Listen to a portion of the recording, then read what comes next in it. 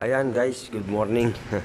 Ayan, ang lakas po ng ulan. Ayan yung bus ko, nasa dulo po. Ang oras po natin ay magagalas 4 na po ng madaling araw. Ang lakas pa po ng ulan, no? Bibiyahe na po ako guys. Ayan, tulungan nyo po ako sa aking pagbibiyahe. Ayan, samahan nyo ako guys. Ayan yung bus po namin. Ayan, dito ako guys. Sa kapila naman ako. Ang lakas po ng ulan guys, oh. Magdamag na po yung ulan natin. Ayan. Ayan po. Hello buddy. Oh, good morning. Shoutout ka dyan. Ayan guys, nandito yung bus ko guys. Ay, bubuksan natin. Yun. Ang lakas ng ulan guys. Ang lakas ng ulan. Grabe, lakas ng ulan guys. Sobrang lakas ng ulan. Ayan o, kung mapapansin nyo guys, ang lakas po ng ulan. Ayan.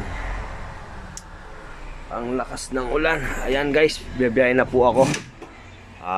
Patungo na po ako ng main gate sa oras na to, alas 4 na.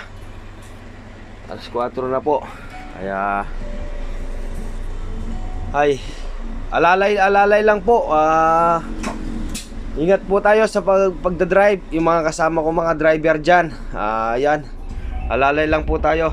Sige guys, update ko po kayo mamaya pag nasa main gate na po ako guys. Ayan, sa ngayon guys, dito na lang muna yung video ko guys. Pagdating ko po sa main gate, ayan, magbibideo po ako ulit doon kung umuulan po ba doon.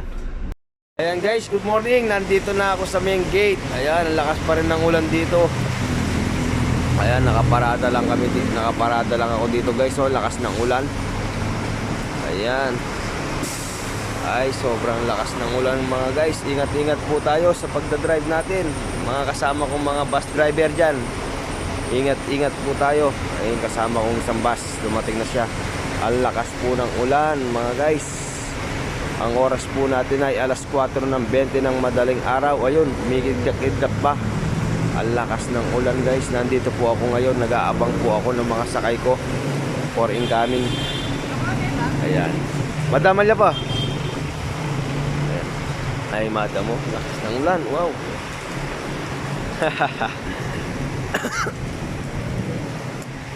Mukhang ngayon pa pumasok yung bagyo natin, boss, Oo.